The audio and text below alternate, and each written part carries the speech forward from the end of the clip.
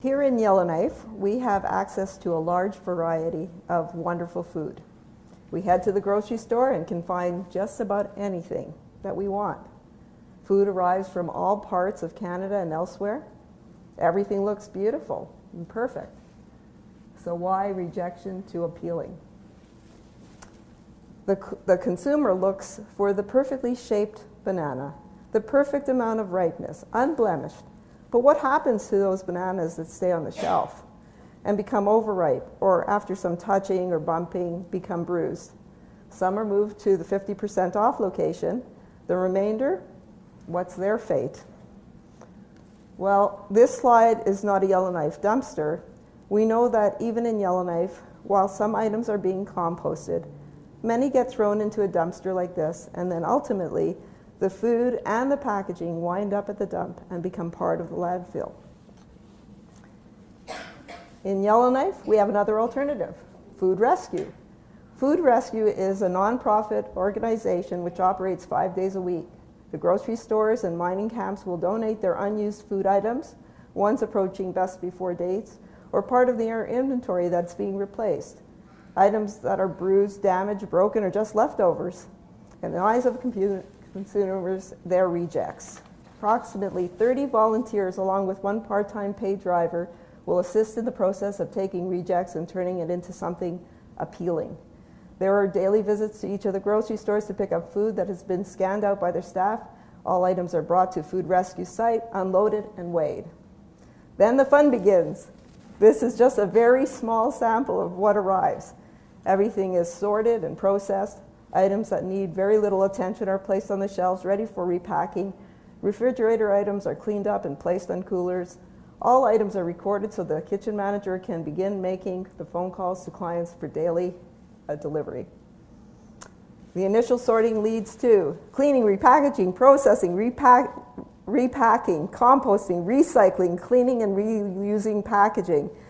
Then what's left over, the styrofoam and cellophane, they become garbage, and it's weighed and recorded. Compost is weighed before putting it into the organic waste. Rejected tomatoes arrive, broken, bruised, and sometimes moldy. Moldy tomatoes are composted, and the others are washed, trimmed, and pureed, and stored in the freezer in recycled tubs until they can be delivered to our clients who turn them into great pasta sauce, soup, or a base for chili. Apples are peeled, sliced, and cooked for a lovely applesauce, or slices are frozen for pies and crumbles. Bananas become banana mash and are used for baking, baby food, and smoothies. Broken eggs are composted, and new cartons are filled with the remaining unbroken eggs.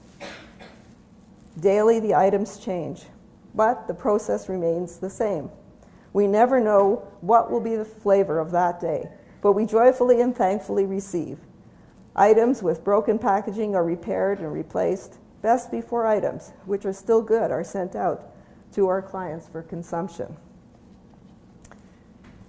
Daily orders are packed and prepared for afternoon distribution. This past year in February, Food Rescue reached a milestone of over 2 million pounds of food received and redistributed again. This could not have been accomplished without the cooperation of the grocery stores and others, and certainly not without the help of all the volunteers.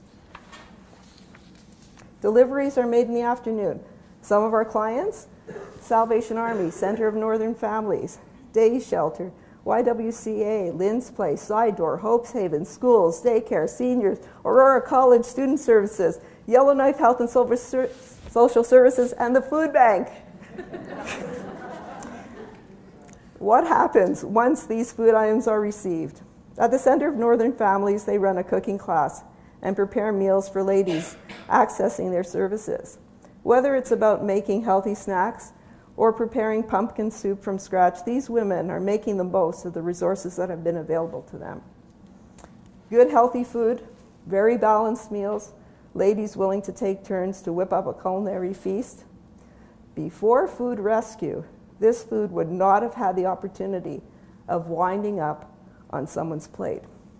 It would have been tossed into the garbage. We are thankful for the contributions which make it possible to feed people in Yellowknife instead of feeding the landfill, making this rejection appealing. Because of this rescued food, many organizations are able to reach out and help people who are hungry.